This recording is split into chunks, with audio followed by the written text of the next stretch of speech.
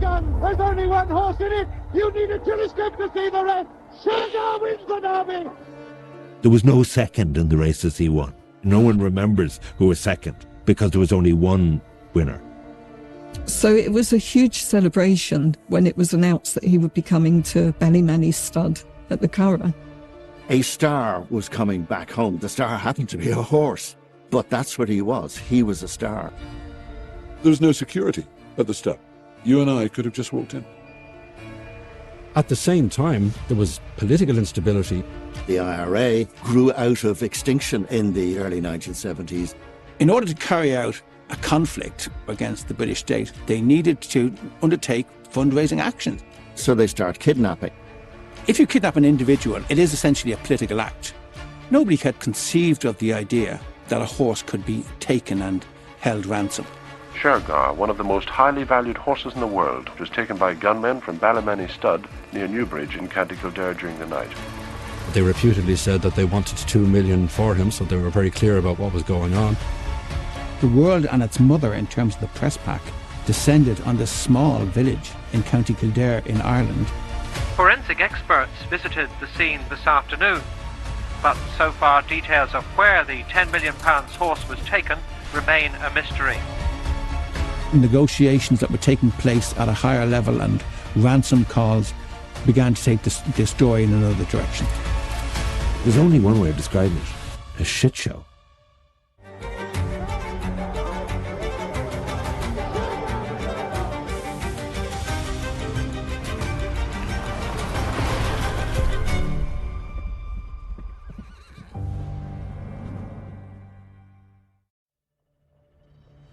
The men who stole Shergar came up this driveway in the darkness of last Tuesday night. Today, its brightness belies the fact it leads to the beginning of the Shergar drama. For the government of the day, this was an international story, and would have to say an international security embarrassment. What were the police doing? What were the An Garda Síochána doing? And then the question for the guards: how are we going to handle what is going inevitably to become a big international story?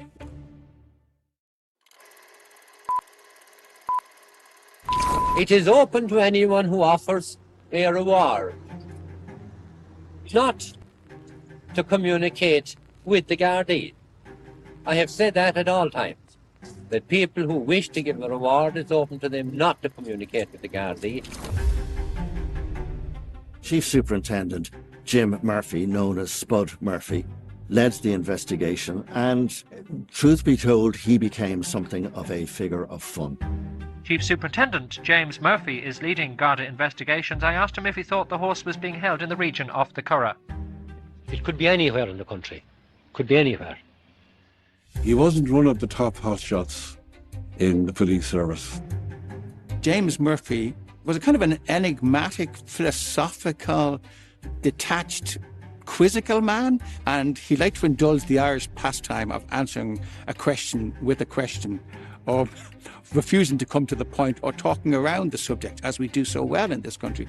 We are still continuing our inquiries and our investigations and our searches right through the country. And have you got any leads at all now? Are you any further ahead than you were yesterday? I regret to say that I'm not. A journalist once commented that Chief Superintendent James Murphy was the most comical cop since Inspector Clouseau. Now, that may be very unkind, given some of the work that he had done previously. He was not someone who was completely wet behind the ears when it came to dealing with the crimes of subversives. Nonetheless, you have to think of the optics. He presided over press conferences wearing a three-piece suit and a trilby, which was pushed slightly back on his head and cocked to one side. From the point of view of the international press, and particularly journalists, reporters and cameramen from the UK, he came across like a stage Irishman. Horsebox was taken on Saturday night, Sunday morning. It is still outstanding. Therefore, I am interested. There wasn't a sophisticated Garda communications operation. So obviously it was a little bit of making it up on the hoof in terms of the PR, and it was catastrophic. What we haven't got, he told the assembled journalists, is a clue. Now, he was being honest, and they hadn't got a clue, but that was not necessarily the best way to handle the beginning of the police investigation. He had no new information at any stage to go on, so he was never going to look like somebody who was in control of the situation. He was not a loser. Do you suspect that officials at the studs, may be prepared to do a deal? That I could not say. As I have said from the start, that would be a matter for themselves. I would be advising against the payment of a ransom. I got a phone call about 2 o'clock in the morning. I was asleep in my hotel. He was mumbling away. I'd just woken up. Hello, is that Derek Thompson? It's Fleet Street. I thought it was somebody having a go, a silly laugh.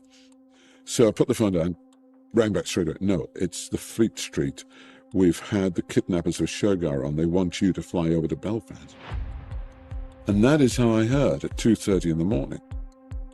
And they said they want you, Lord Oaksey, a former top jockey, former champion amateur jockey, and Peter Campling, who is the tipping man from the Sun, the football pools man, to negotiate for the release of Shergar. So we said, yes, we've got to go.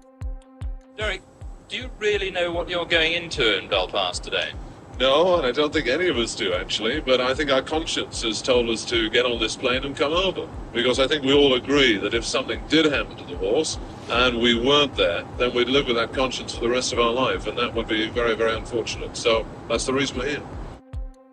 We got off the plane in Belfast, and the whole place was surrounded by 100 press people with cameras. And there was us guys, thinking we hadn't heard anything. It was just incredible. This was the height of the Troubles. It was a frightening experience. There were soldiers all around with guns, there were tanks, there was armored cars, there was everything, lots and lots of police. And I remember on the way from the airport to the hotel, the driver said, do you want me to show you a little bit what it's like at the moment? Yes, of course. I said, it'll only take a minute. Yeah, of course. And so we turned off the main road, we turned left. I'll never forget it. He said, lock your doors. He just drove round, and after 30 seconds, I said, I think we better get out of this area. It was frightening. Now, there were more interesting things going on behind the scenes in terms of trying to begin a search and trying to locate where Shergar might be. A lot of the ODCs, the ordinary decent criminals at the time, as the guards used to refer to them, they were involved in small gangs, a handful of people. An operation like this, you would have needed many more, and you would needed to have been very sure of your escape route. The level of sophistication and planning here meant that it was the only game in town was that it was carried out by the Provisional IRA. There is a propaganda battle ongoing constantly as part of the Troubles. And the IRA was acutely aware of that, the perception of it, and how its activities, or its operations as I'd like to call them, would be perceived. There was an awareness, of course, that this was not the kind of attention that they wanted. But what they were clearly looking at was the value. Now, Shergar was valued at £10 million, which is an extraordinary sum in the early 1980s. And if you consider the constant money worries and challenges that the IRA had, perhaps that idea of a ransom demand maybe of $2 million, that could solve a lot of short-term problems for the IRA. Obviously, the hotel has changed a bit. This is new, the front. But in the old days when I arrived, it had great big long windows. They were up about 3 stories. And there were cracks in all the windows. And I said, what's this for? And the guy said, well, it's the most bombed hotel in Europe. And I remember going inside, walking through the front door, and the world's press were there as well. 60, 70 people with cameras and microphones were following me in, and reporters. And when I got in through the front door, literally within a few seconds, the voice on the tannoy said, a phone call for Mr. Thompson, please pick up the hotel phone. So I went just around the side there and picked up the hotel phone, and that's when it all started. And this voice, which I'll never ever forget, said, we're watching you from across the street. This is what we want you to do with the kidnappers of Shergar. How far is that from Dublin? Yeah, from Belfast. 30 miles. So right, and Who am I talking to, by the way? A man using the fitting codename of Arkle instructed the journalist to drive to an address in County Down 30 miles outside the city. Bye-bye. Well, that's interesting.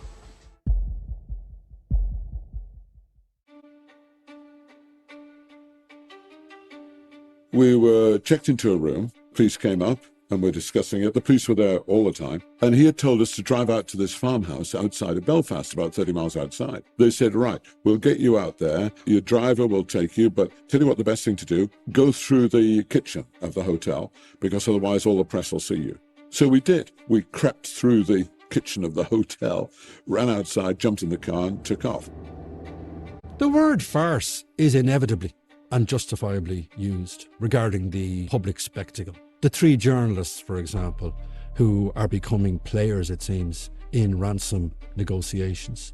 The use of code words. The Europa Hotel, so often referred to as the most bombed hotel in Europe as a result of the Troubles. Those who were making calls, could they be trusted? Who were they seeking to deal with? Why were they picking racing journalists? Was it because they wanted to get messages to other key individuals who actually had a stake in Shergar? We had no real idea what was going to happen. We'd been told by this voice on the phone to come to this place outside of Belfast, and it was just incredible. We didn't know what was happening. You know, we were talking to supposed kidnappers, you know, not very nice people at all, and we were in a strange land which we hadn't been to for a long time and didn't know much about. So we're now coming to the top of the hill. 3 guys jump out in front of us here. This is incredible. This is just the same spot. 3 guys jump out with balaclavas, machine guns, and one comes round to my side. Just stop the car for a second, because this brings it all back. And he went like this with his gun, which meant wind the window down. Do you remember the old days when you would wind the window down? All I could see was 2 eyes, a mouth, and he had the balaclava, and the machine gun, which is about a foot away from where I was. And I was sitting here, and he said, "Are you Derek Thompson?" And I said, "Yes." And I thought they were just going to spray the car with bullets and kill us. And he said the immortal words, "We're the police." I said, "Thank God for that." I might have used another word. He says, "Drive over the top of the hill, run into the farmhouse, and you'll be contacted inside." Okay, let's go. As night fell, the action moved swiftly to a lonely farmhouse at Arkle, the home of one of Ulster's leading racehorse trainers, Jeremy Maxwell. The 3 would-be negotiators arrived to find the same anonymous Irishman who claims to have Shergar had already called Mrs. Judy Maxwell 3 times, saying the demand was now £40,000. He seems to be a very rational, well-spoken man. There really doesn't seem to be a lot more to gather about it. We feel he should be negotiating a bit more. We'd like to go on a bit further with negotiations. But all they could do was wait anxiously for further instructions, still not knowing if the whole thing was a hoax. It was such a profoundly stupid thing to undertake that you have to wonder if this was something that was sanctioned at the senior levels of the IRA. Surely they would have been aware, A, that this could go very badly wrong very easily, B, that the public would obviously turn against anyone who was seen to be putting Shergar, this celebrity horse, this wonder horse, in harm's way, and C, what kind of a national and international focus would it bring on the IRA? A very negative focus on the IRA. When you begin to add up those different things, you have to question whether those who were running the IRA really thought this was a good idea, or whether they were actually made aware of this plan. One of the extraordinary things about this also involves a horse's head. I mean, it's almost like a motif from The Godfather, but it happened. A photograph arrives of the famous blaze down the nose of the Wonder Horse, and somebody is holding up a banner of the Irish News to show the date and that the horse is alive on this date. That was a Polaroid, in fact a couple of Polaroids taken of the horse. From the syndicate's point of view, that was no guarantee that the horse was alive subsequent to that date. As this became an international story, the craziest, most lurid allegations were coming forward that the horse had been seen in Switzerland, that Lord Lucan was on its back on the veldt of South Africa, and that the horse was already rendered and turning up as cat food in parts of Scotland. The longer he was kept, the more hopeless it seemed for him. We really didn't think that they'd pay up. Sad though it is, he's a business asset. He's no longer a person, he's no longer our Shergar. The unanimous view in government was that we couldn't countenance the payment of ransom for a number of reasons, not the least of which is the fact that once you pay a ransom in one case, it opens the door for further cases. And I mean, the bank robberies and robberies of various kinds were the way they were going about getting funding, apart from the kind of fundraising they always did among sympathisers. But the main concern was to make sure that the supply of money for the purchase of arms, as far as possible, should be dried up. And that was the reason why, in the particular case of Shergar, since there might have been a link, that we were concerned to make sure that no ransom was paid. At the end of the day, there's a limited amount you can do to make sure that things turn out that way. As it happened, some attempts were made unsuccessfully to pay a ransom. In County Clare, a man had come forward who was a local detective who had been cultivating an IRA informant. And this man had told him before any horse was kidnapped, he had heard about an IRA dry run involving a horse box, and they had simulated the taking of a horse. He had passed it on to his superiors, but it had just been shrugged at because it didn't seem to mean anything. And then, as soon as the horse was taken, this gentleman became very important to the investigation. He was asked, could he get in contact via his source with the kidnappers? So there was a back channel going on there.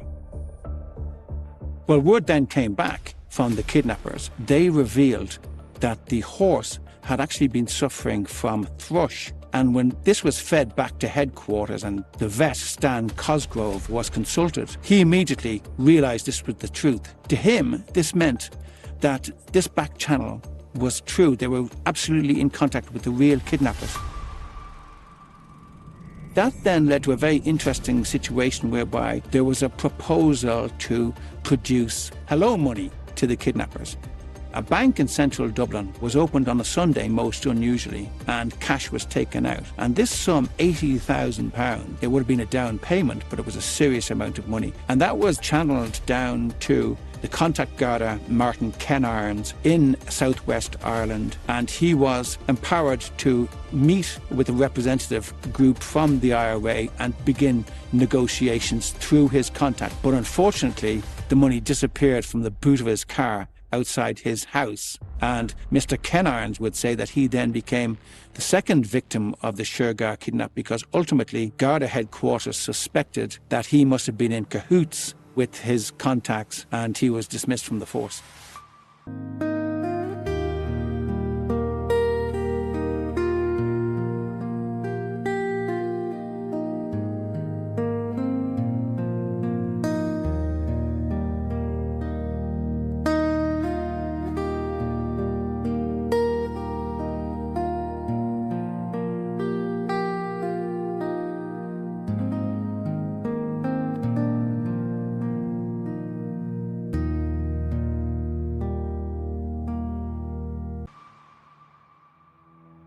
The international, image of Ireland, of Keystone's cops in rural Ireland, in an unsophisticated way, did not reassure people that Shergar was going to be found.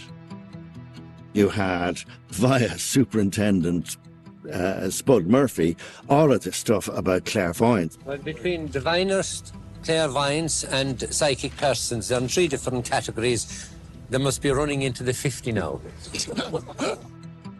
To have an individual like Murphy using the kind of language that Murphy used and creating the impression that Murphy created, that was not a good look for Ireland. And it lent itself to satire and the stereotype of the bungling Irish, of the innocent, guileless Irish. Complete ineptitude was the image that was being portrayed.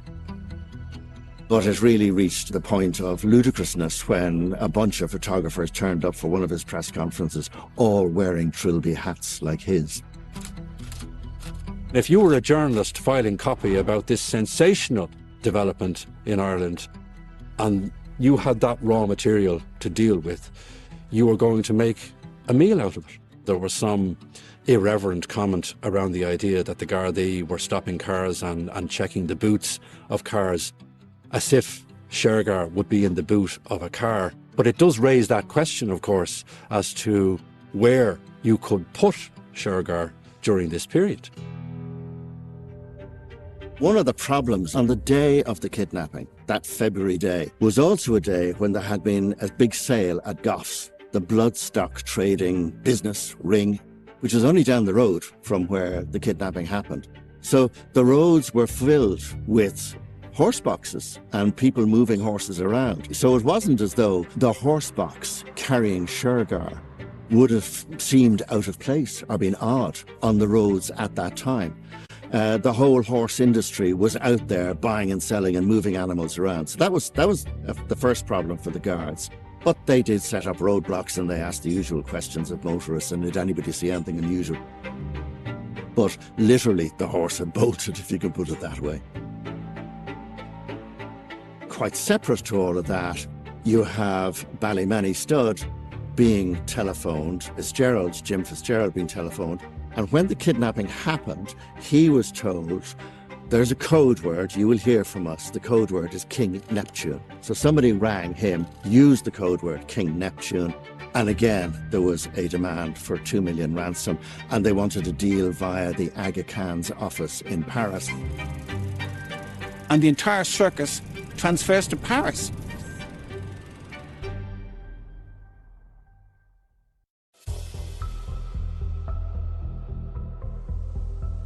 Hello? Hello? This is King Neptune. Yes, hello? Just listen. I want you to answer some questions. Yes? Are you the man with the sole power to hand over the money? No, the shareholders have to decide. I have to refer to the shareholders. You get the person who's the sole power to negotiate and hand over the money. Yes? In 5 minutes' time. I am the only one capable of being on that phone. Right. Well, you get the full power to negotiate. Yes? You get it. Will you have it in 5 minutes? The money? The sole power to negotiate. I can try to get it. You'd better get it. Unless the person with the sole power to negotiate hands over the money is on the phone in 5 minutes, the whole deal is off. Do you understand that? Well, I understand that, but I have to contact the shareholders. I can't. They have the sole authority because... How long will it take you to contact the shareholders? Sorry?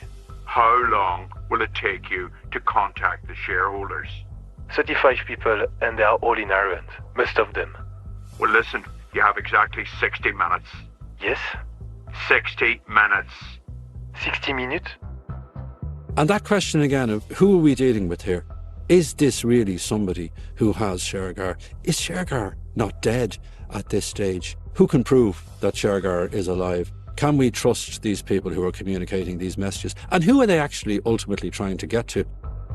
I'm fed up being messed around. We're fed up being messed around. You're fed up?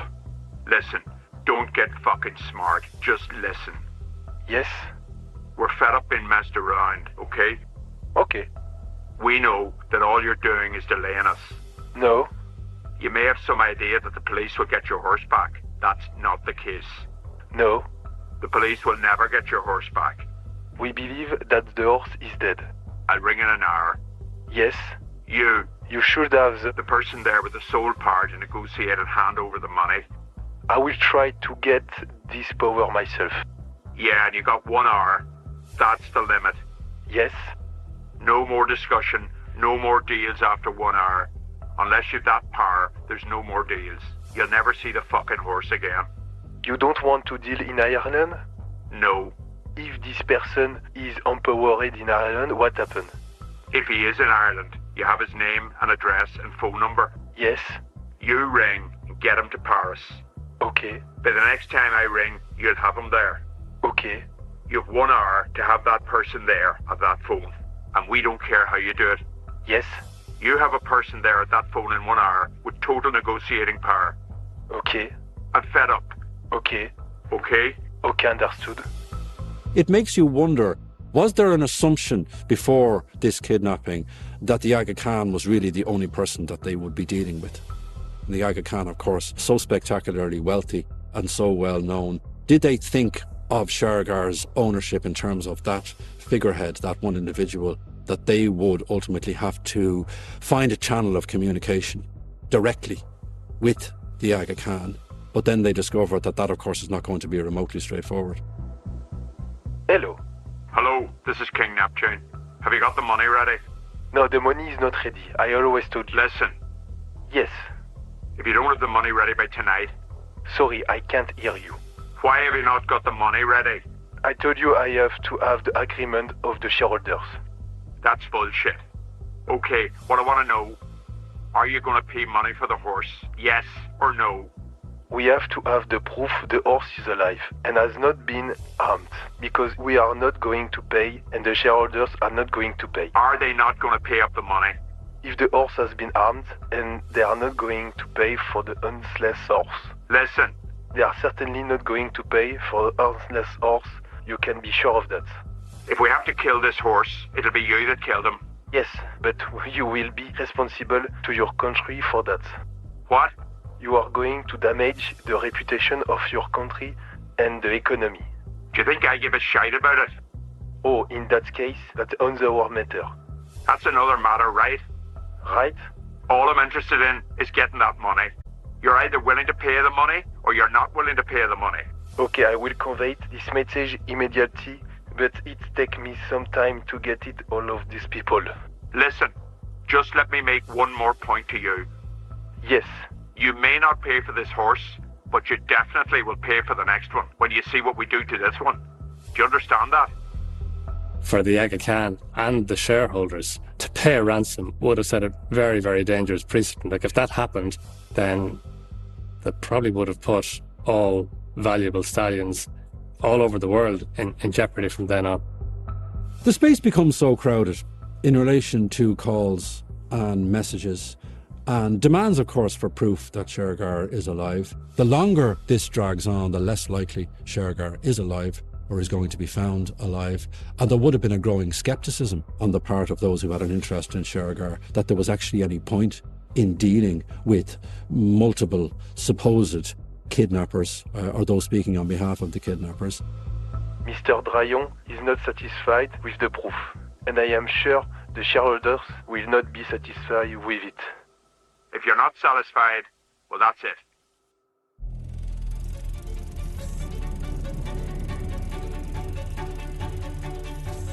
I'd taken a number of phone calls throughout the afternoon and evening from the supposed kidnapper of Shergar. It was very difficult. What we were trying to do was save the world's best racehorse from possible death to try and get him back. And we don't know to this day whether we were talking to the real kidnappers or whether it was somebody else to try and divert the world's press from what was happening elsewhere. There was a phone call at 7 o'clock. I didn't take it because I was asleep. And apparently the voice said, was a simple phone call, "The horse has had an accident. He's dead." And the phone went dead. And that's the last we heard from the supposed kidnappers. This is a town of horses, of horse lovers, indeed almost of horse worshippers. And today, everyone here is desperately trying to convince themselves that the appalling phone calls in Belfast this morning will turn out to be nothing more than an obscene hoax. The man in charge of the investigation here in Newbridge, Chief Superintendent James Murphy, was non-committal when asked about the calls today. It is very difficult to say at this stage. It would appear from the reports on last night's news bulletin during the interview with Mr. Maxwell that the people were the people concerned. This morning, I am beginning to doubt that, and to be honest, I do not know. It was a big story in the 1, 2, 3, 4 days afterwards. The problem is that after that, there's very little facts to be reported. And for a journalist like myself in the Irish Times, the story kind of lost legs after a few days. In truth, what happened probably happened within a couple of hours of the horse being taken. He's been shot. He's dead.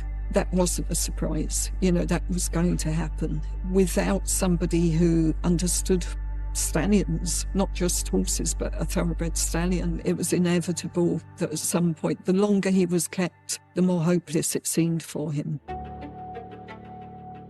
You couldn't make it up in some senses. It was daring to do it. Had it worked, it would have been brilliant. It was also incredibly stupid. I mean, these were characters who kidnapped this horse who clearly hadn't a clue how to handle a really seasoned stallion that needed very careful management and careful looking after. All the stuff about code names, you know, King Neptune, there were all sorts of bizarre things about it from the IRA side. The double attempt to get a ransom negotiation going, one in Belfast and the other in Dublin via Paris, etc., etc. The fact that Shergar was such a winner, I mean, he won the Epsom Derby by 10 lengths, never equalled before or since. He was a magnificent animal. He was part of a world that was filled with aristocracy, with glamour. It had so much going for it as a story.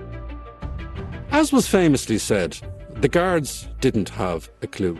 In the absence of a clue, there's a blank canvas there, and onto that blank canvas can be painted all sorts of different theories and ideas, and an awful lot of speculation as to who planned this, what they had in mind, how they carried it out, and what the fallout was. You cannot prove definitively any of those things, but you can speculate, and sometimes you can speculate wildly.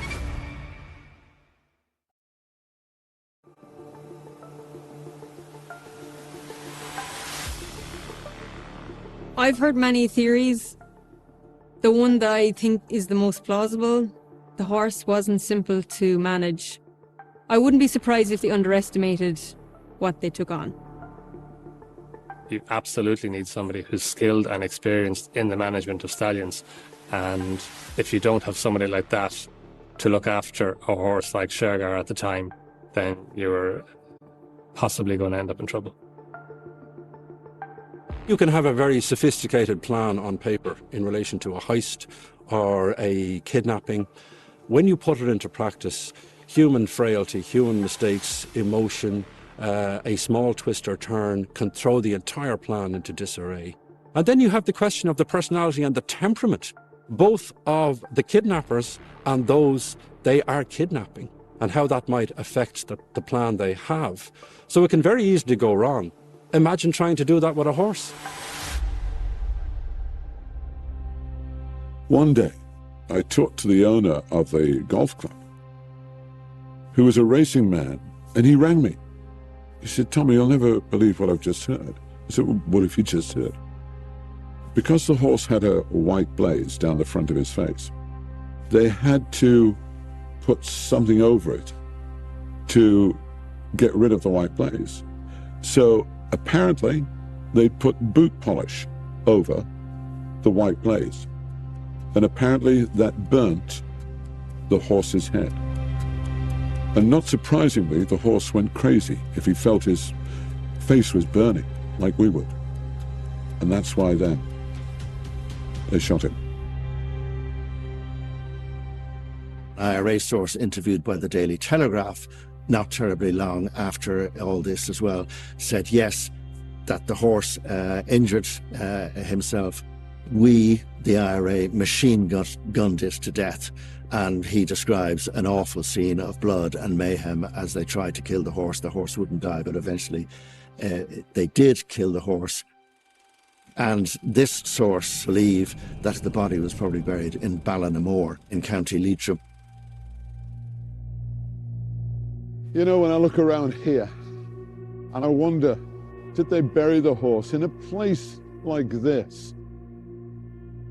Rumour has it that lots of things are buried around here, but they're just rumours. I dread to think what happened to the horse, but I tell you something, this is the bleakest of bleak places, it really is. I know the IRA used to dump arms and hide bodies and things like that in here, but it's absolutely unbelievable. Look, I mean, you could just go 5 yards, you wouldn't even find it. It's as simple as that. If you don't stay on the track, if you walk in the trees, nobody would find it for 100 years. It took on a sinister meaning when this guy who said he was from the IRA and they're the ones who stole used the code word. And immediately, that was the code word. And I'd never told anybody about it. And he used King Neptune.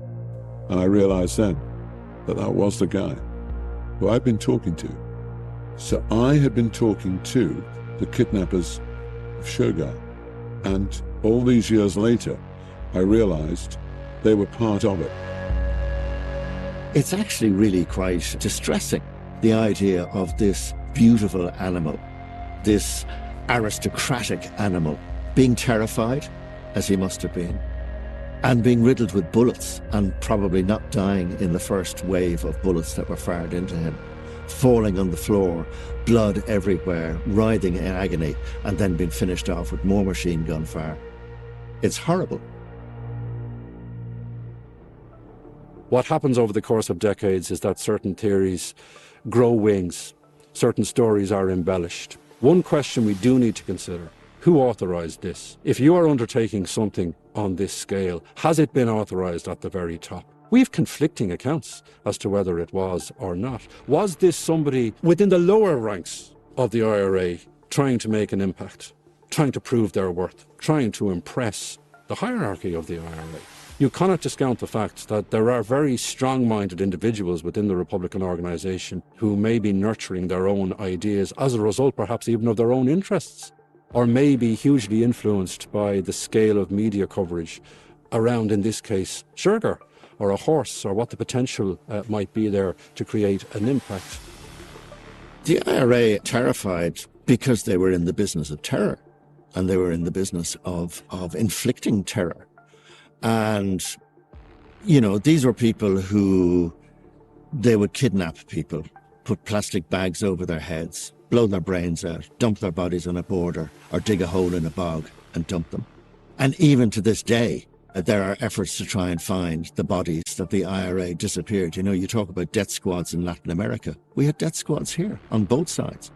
The IRA put no warning bombs in public houses, hotels, shopping centres, murdered children, murdered women, civilians all over the place. They killed more people in Northern Ireland than the British Army.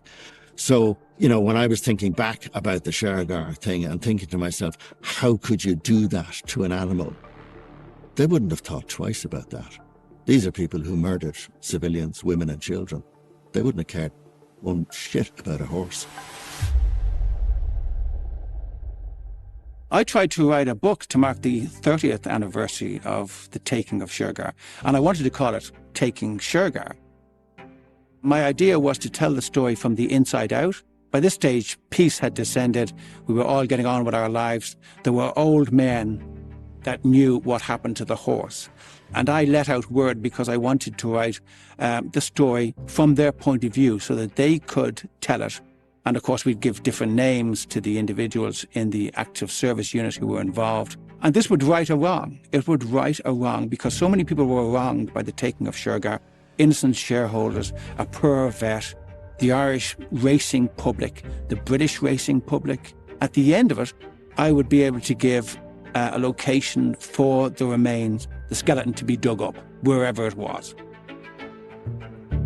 So I let out word, and on a particular Saturday, 2 members of the Republican movement turned up and sat around my kitchen table. And one of them was young, and so I immediately knew that he had very little to do with the case, could only have been a schoolboy at the time. And the other was an old, gnarled, hard man with a mask of a visage on him who was impassive, to say the least. And the young man was asking all the questions. Why do you want to write this book? How are you going to do it? What's your proposal? and the other chap was just sitting back and regarding me coldly. But it gradually dawned on me that the bones could not be produced. They were beyond use, as the decommissioning phrase has it.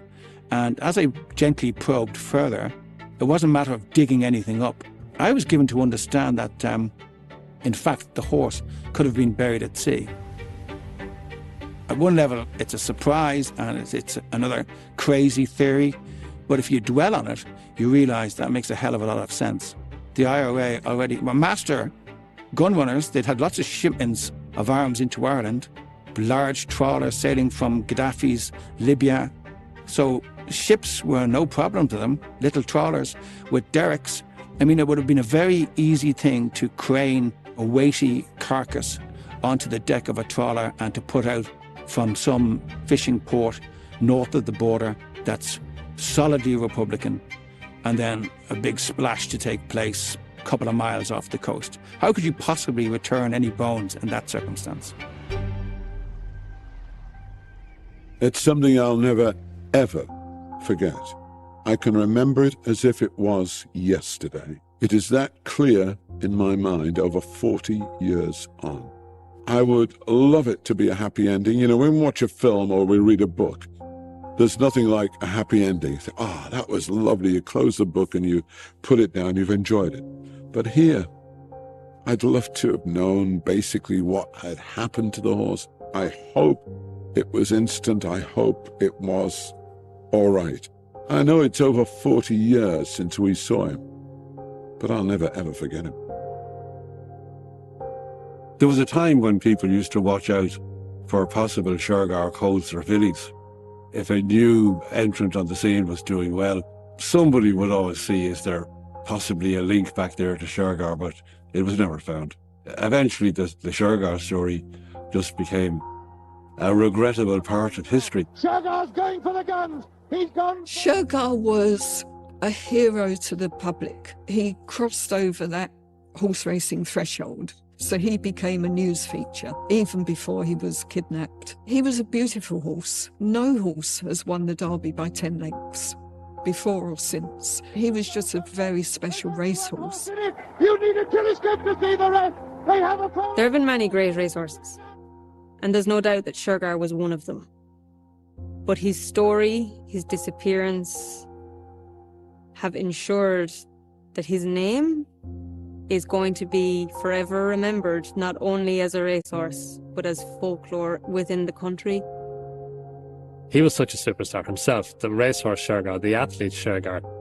To win a classic trial, to win the Chester Vase, to win the Derby by 10 lengths, a distance that hasn't been bettered since and hadn't been bettered before, then to go on and win the Irish Derby and the King George as well. Like to achieve all that, that's very, very unusual. A horse who had so much more to give as a stallion, whose impact on the bloodstock industry could have been so much bigger and better and more significant than it was. It's very, very sad for all the reasons. A beautiful animal like that should meet his end in that manner. I've been a farmer myself, and you have livestock losses. It's the loss of, generations, future Derby winners, classic winners and so on, being deprived of that. Those are the first 7 as they come down Pattenham Hill and Because Shergars don't come along every day. Pattenham corner now, and Shergar moving sweetly on the outside. It will continue to leak into the news and current affairs in different ways, because somebody will turn up with a skull, or somebody will say, I have a suspicion that Shergar is buried there, or I heard it from X, who heard it from Y, that this is definitely where it happened. And it prolongs a story, it prolongs a legacy. Again, in the absence of concrete proof, you can't put Shergar to bed as a story and as a drama.